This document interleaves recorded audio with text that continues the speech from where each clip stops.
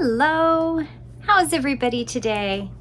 So today we're going to talk about disabilities and art and my YouTube channel.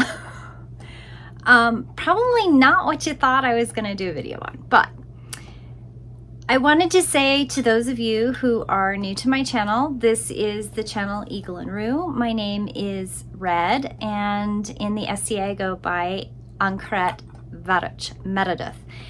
And this channel is all about art and crafting and making things for the SCA, but the other part of this channel is also the reality that I am an artist and I do have disabilities.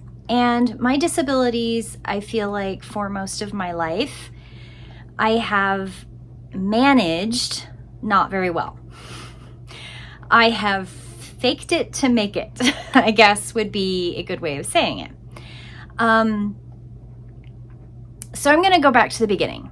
As a child, I was diagnosed with asthma and allergies, and that was pretty much the basic foundation of, asthma is something you can deal with. You take inhalers, you probably don't want to be around cigarette smoke and heavy fragrances and chemicals, but it's manageable, right? I actually lived in a hospital for 6 months to learn how to manage my asthma and get better so that it didn't affect me so negatively. And for the most part, that worked great.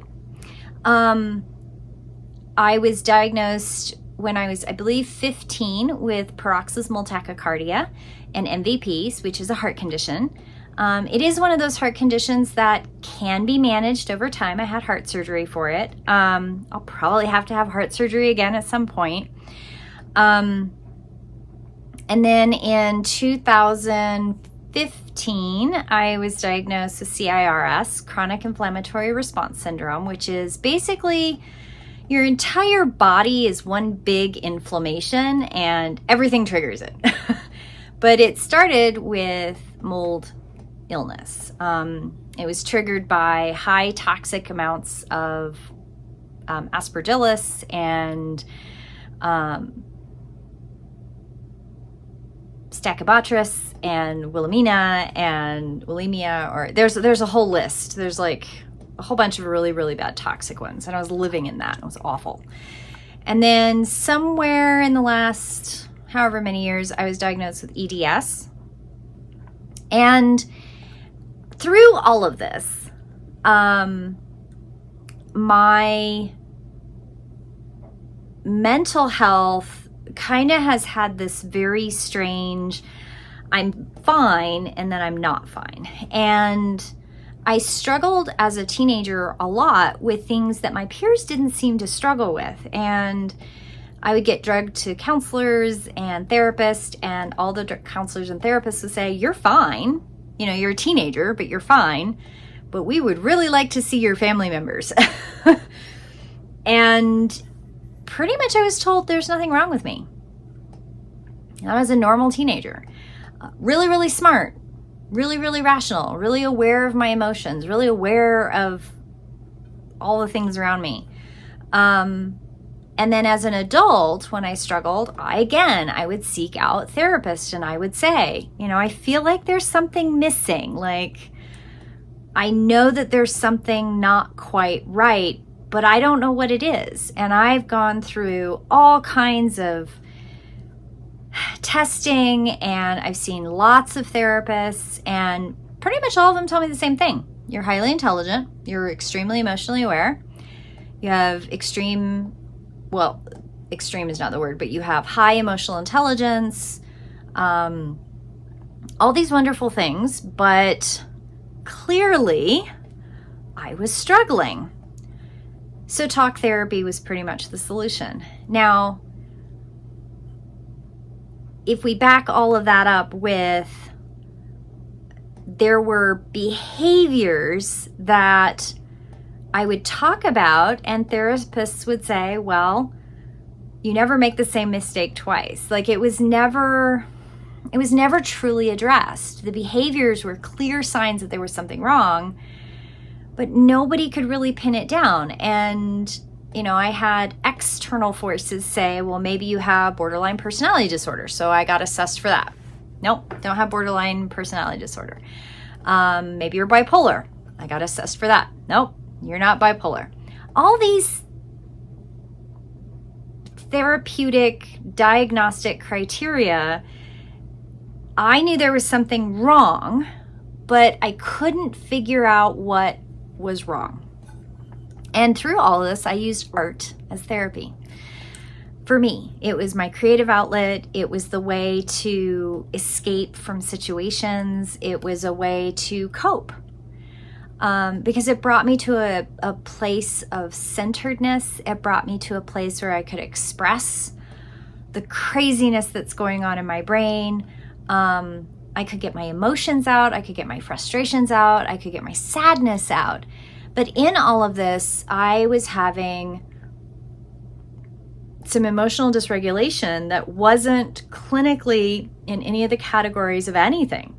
There's no category for it in OCD. There's no category for it. I didn't have manic depression. I didn't have manic. I didn't have the manic part. So when I got diagnosed with the toxic mold, the CIRS, one of the things that came out of that diagnosis was that I had anxiety. And I'd never been told that I had anxiety. I didn't even realize what anxiety meant to me. I had gone through all of the definitions of anxiety, and none of it really fit. But when I got diagnosed with the CIRS, I actually had help disseminating out that I had anxiety. And it was situational anxiety, and I had situational depression that was rooted in anxiety. And a doctor said, "Have you ever been assessed for autism?" And I feel like I had been assessed for autism. I tried to go back through my records to see if I had documentation of when that happened, because I feel like it had happened, but I couldn't remember when. Long and the short of it is I started really looking. And in 2020, I went to, well, actually in 2019, I went to a doctor, and he basically said, "Well, you can't have autism because you have 2 kids and you have a functioning work history." Okay. And then I went out of the country. I went out of the country for an expert. I actually found a doctor in England, and they did an online assessment, and they sent a letter to my local doctor that I started seeing in 2020, and they said, "Okay, you've got autism." So great. I have a diagnosis. I can start researching. I can start understanding what's tripping me up in the autism, because if I've had autism my whole life and I have learned coping skills with that, what are the coping skills that aren't working? Because I have to address this in a rational way. I have to look at this in a logical way. I can't help it. That's how my brain works. I want to understand. And one of the things that I realized is that I was really pushing through in a way that not very, it seemed like through all of my research with women that have autism that there were traits that I had that other autistic women did not have. Anyway, time kind of goes on, and then in 2022, well, I should say the tail end of 2021 and the beginning of 2022, I was officially in menopause. So I've been in perimenopause for 10 years, 12 years actually. And in the last 10 years, I've had some fluctuations that kind of just come with hormones. And part of what I realized as I was kind of doing my research with the autism is that there's a lot of menopausal women that get diagnosed with autism. And the reason is that there's a chemistry change. Your hormones change when you go from not perimenopause to perimenopause to menopause. And these chemical changes affect everything, and they can very much affect how your brain works and how you cope with things and when I was researching, and looking at my autism, like what was working, what are skills that I've been using my whole life that are not serving me very well. And as I'm researching and delving into it, and I wrote many a journal page, lots of lists, lots of check marks, lots of this is the diagnosis and these are the criteria. What are these things that I'm doing that fulfill that criteria? What are things that I do that serve that and don't serve that? And I really dove into my art to kind of help me with that, because I could listen to podcasts and I could listen to videos and I could listen to audiobooks and craft and still process, because that's what I do. I'm always doing two things at the same time. Well, somewhere along the way, I realized that I also seem to have quite a few criteria that fall into the ADHD category. But I wasn't really brave enough to look at that in the eye yet. I was like, I don't have that. That's not a problem. I cope just fine. I'm just very creative. Well, I was working at the hotel, and I'm no longer at that job. But I was starting to have a lot of anxiety and a lot of overwhelm in my job. And I wasn't arting, and I wanted to art. And when I was arting, I wasn't tracking anything. I wasn't able to finish very much. I was getting frustrated really easily. The coping mechanisms that had always worked for me in the workplace weren't working anymore. I couldn't track a list. I would forget things that I would never have forgotten before. And yet I was remembering things that, how do I remember that? But I can't remember how much tea I drank today, or that I forgot to put my socks on in the morning, or did I brush my teeth? Oh, I did everything except brush my hair. Or, just simple things were not tracking very well, much less the big things that I wasn't tracking. And I was finding myself not necessarily being impulsive like I had when I was a teenager, but definitely getting overwhelmed and frustrated in situations that I shouldn't have gotten overwhelmed and frustrated. And I finally went to my doctor and I said, okay, I need to get assessed for ADHD, because if there's anything I can take to help with this, I want that. Because part of the research and what I've discovered is that I probably did do pretty good most of my life. I probably could have used medication as a teenager, and that could have changed the trajectory of so much of my life. But I can't go back, so there's no regrets. But in menopause, you no longer produce estrogen, and estrogen can impact dopamine regulation in the brain. And over the last 10 years going through perimenopause, I've clearly had times, I can think back to 2013 and 14 was awful. And I seriously look back and wonder, whoa, what was going on there? And then 2018, 19 were not fun. And I can look at those experiences and I can go, I wonder how much the slow decline of estrogen release affected my dopamine receptors and my ADHD. So I got my assessment and they said, okay, we're going to try you on some meds. So this is the point of this whole thing, is how have meds helped and how have they not helped? Especially when it comes to this channel and my production of art, because I am looking at 4 projects right now that I have completely stalled out on. Not because I don't want to make them anymore, but I will get to that. So I start meds in April, May of 2022. And in many ways, there was kind of the, 24 hours later, I realized, wow, there's a lot of clarity. There is some amazing tracking going on. I did end up leaving my job because the meds can't fix an ADHD brain. Meds don't fix ADHD. That's not what meds do. Medication helps give your brain the dopamine hits they need, but you still have to have counseling. You still have to have support because your brain doesn't work well correctly or the way everybody else's does, depending on how you look at it. I think my brain's just fine. I just need a little help to regulate it. But what it does too is I have to take into consideration that I have autism and ADHD.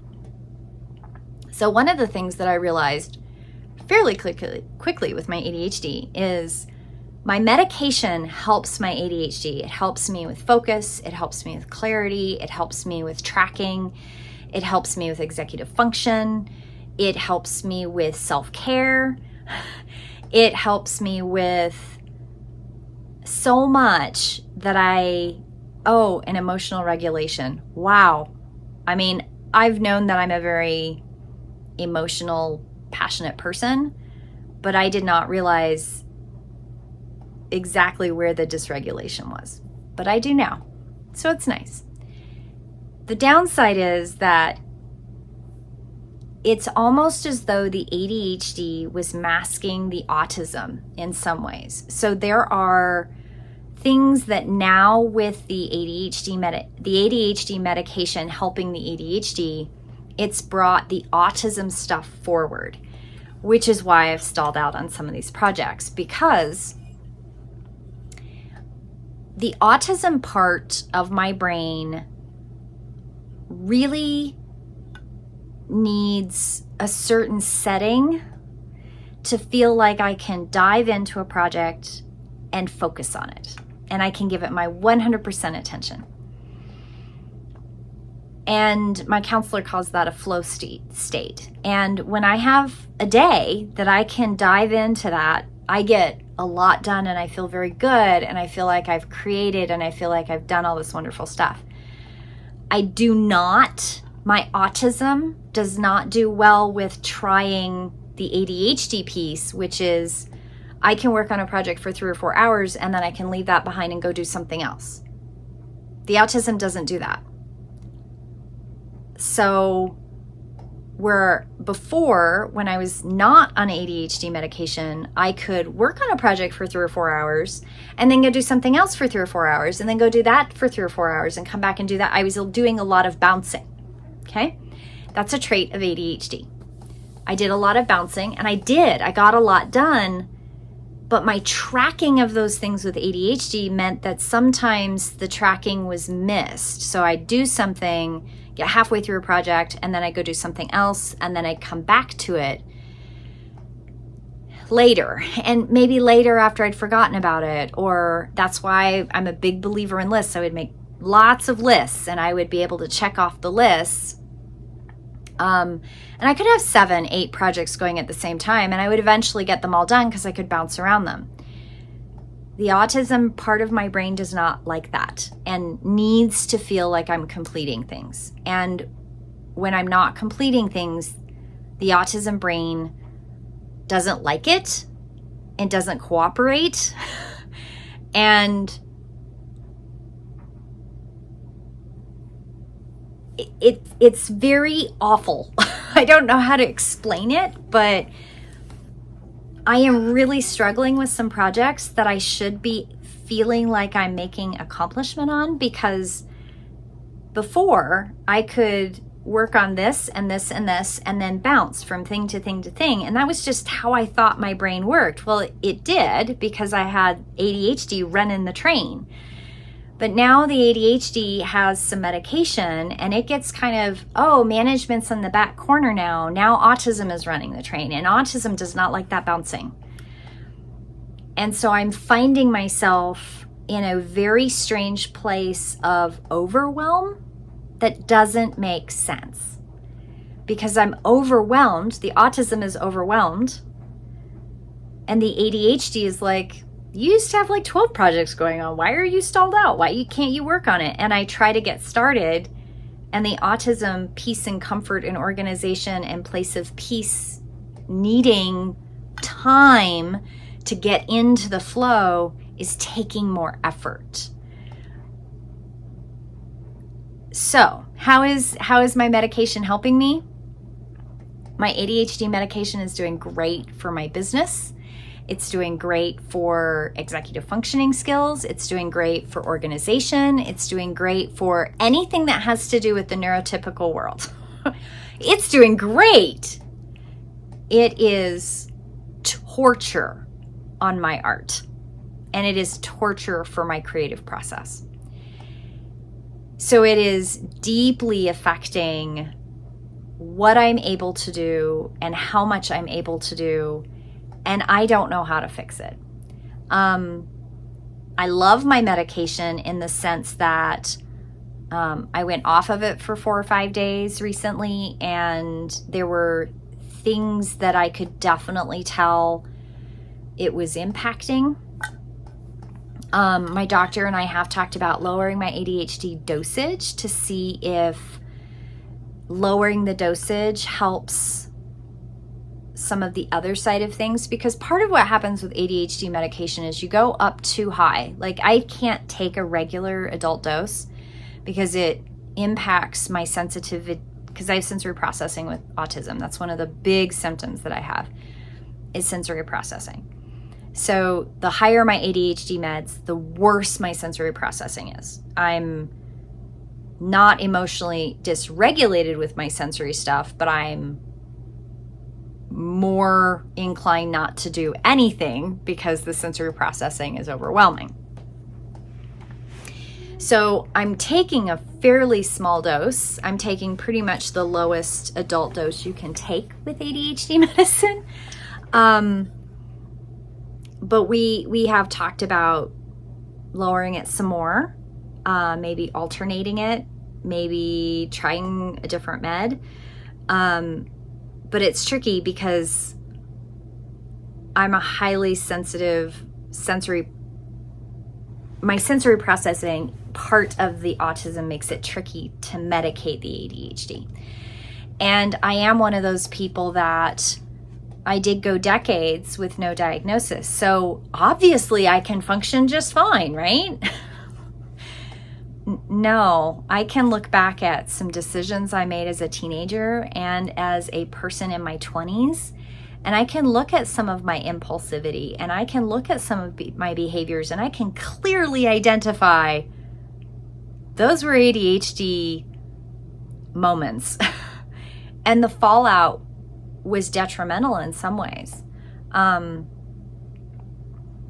left public education, and I know the reasons I left public education, but I can also look at me leaving public education as a teacher and point directly to a cascade of ADHD complications in that situation. And I can clearly see that ADHD, my disability, got in my way of success.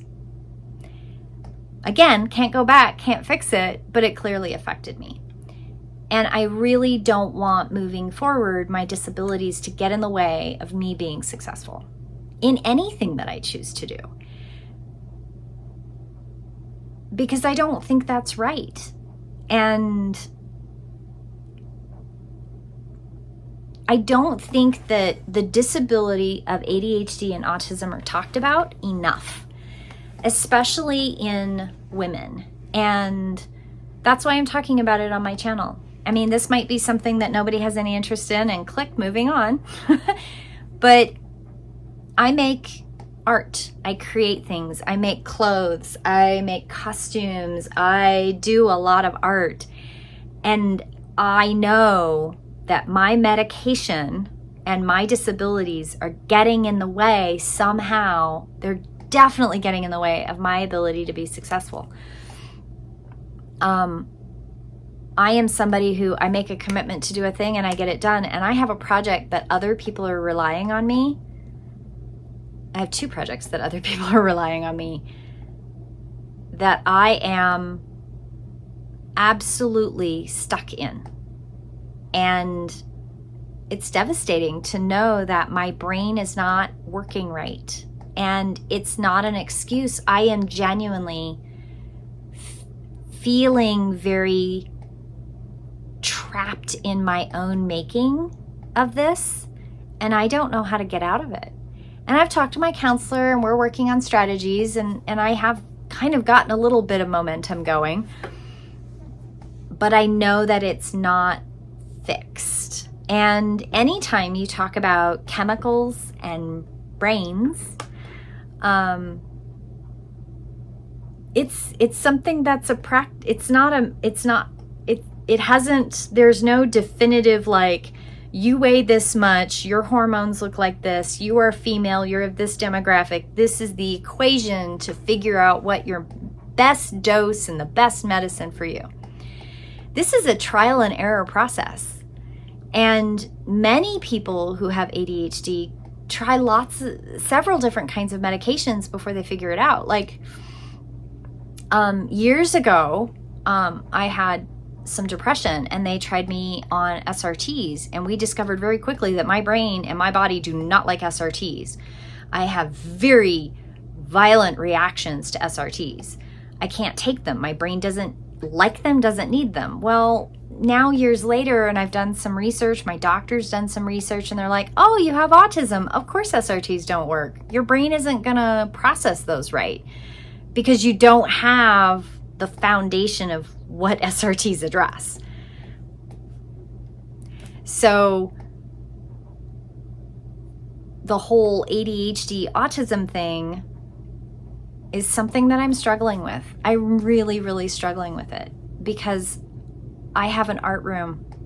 I love my art. I have bins and bins and bins. I have stuff that I want to finish. And when I first started my meds, things were going pretty good. I was still creating, but I hit a stall point in November. Well, it had actually started to kick in by September. So probably 4 or 5 months after I first started my ADHD meds is when it started to really impact my art. And it doesn't mean I haven't created. I'm always creating, but I'm not creating as much, and I'm not able to get in that flow as easy. And that doesn't feel good. That doesn't feel good at all. And I may end up one of those people that ADHD medicine doesn't work for. And that kind of scares me because that means I will lose my ability to do the executive function things with my business that I need to be able to do to create art. And I really am not one of those people that wants to give up one thing to do another thing. I want to do them both. And I deeply resent and I deeply rile against the idea that I have to give up both things because they are what make me who I am. So I just wanted to share that because mental health is a big deal. It's not talked about, and I'm a menopausal woman who did not know I had a disability for decades. I knew there was something different. I've always known I'm a little different. But I didn't realize the impact of how different and that I actually have a mental health disability. That doesn't make me less. That doesn't make me less able to do things. It just means I have to do things differently, which is okay. I've been doing things differently my whole life. It's not like I've changed anything. But now I'm getting a different kind of help, and now I'm having to navigate that too, on top of knowing that I still have to do things differently. And that is a lot. So thank you for listening to that. If you have more questions about autism and ADHD, I would be happy to talk about it. I have lots of tips and tools and techniques that I am happy to share as an artist for anybody out there that would like them. Things that work for me probably won't work. I mean, I don't know. They might work for you. They might not. I mean, I've taught classes before and people are like, whoa, I never even thought to do that way. Well, it comes from my neurodivergence. I do things differently. I have to. Anyway, thank you for watching, and I'll see you in my next video. Bye-bye.